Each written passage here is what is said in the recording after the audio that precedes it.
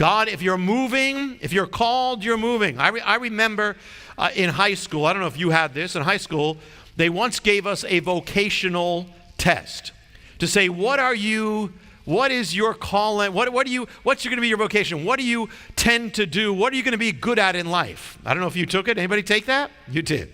How did it work out? Was it accurate? Well, the thing is, I remember that, and then they called your parents. At least they had my parents come into the class. That's like that. I mean, to have your parents come into school, it's like two universes that should not collide.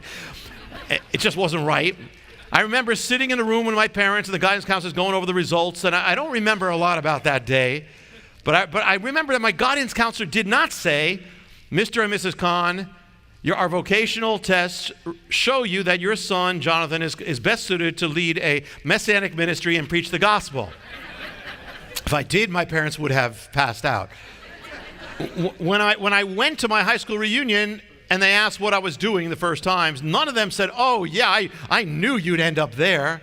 I told you back when we were at that Rolling Stones concert in Madison Garden, you're going to be a messianic leader. I told you that. The action was, you? What?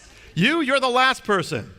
I remember I took that vocation. You know what the word vocation, what's your vocation? You know where the word vocation comes from? Vocal, voice. It means to be called. So when you have a vocation, it's saying, I have a calling.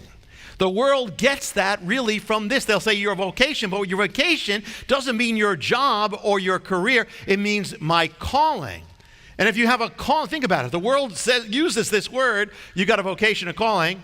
Well, if you have a calling, somebody has to be calling you.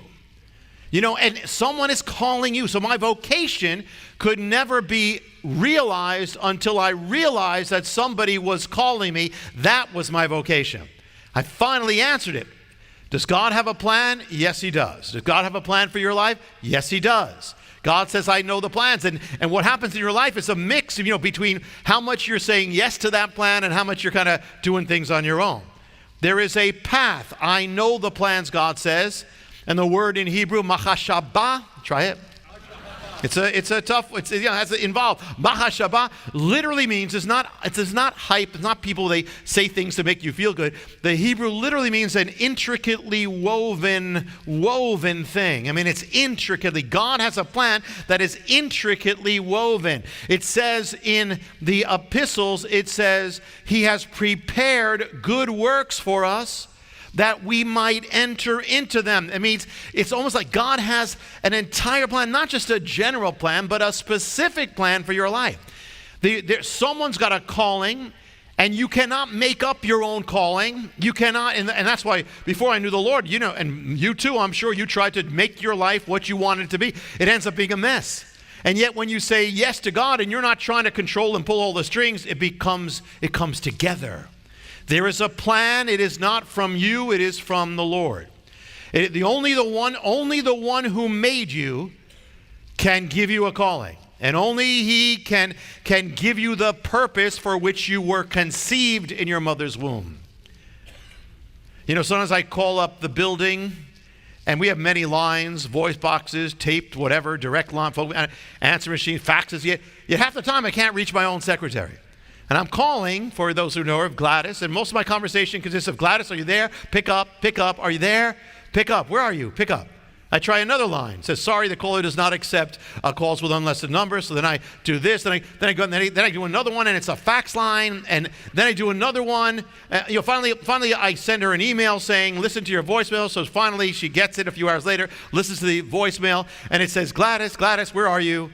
And finally, she calls me. She says, I'm here. What do you want? I said, what do I want? I forgot. We call it a day, and that's about it.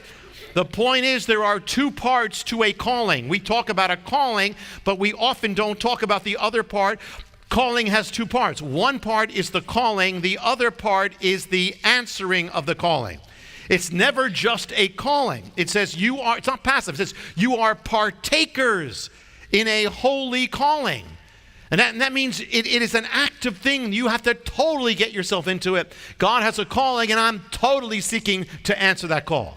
We talk about being called. I'm called to this. I'm called to this ministry. But there's little talk about answering.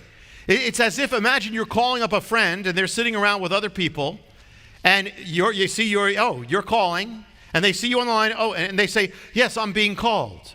I'm being called. But they never pick up the phone. It doesn't do any good for God to call you if you don't answer the call.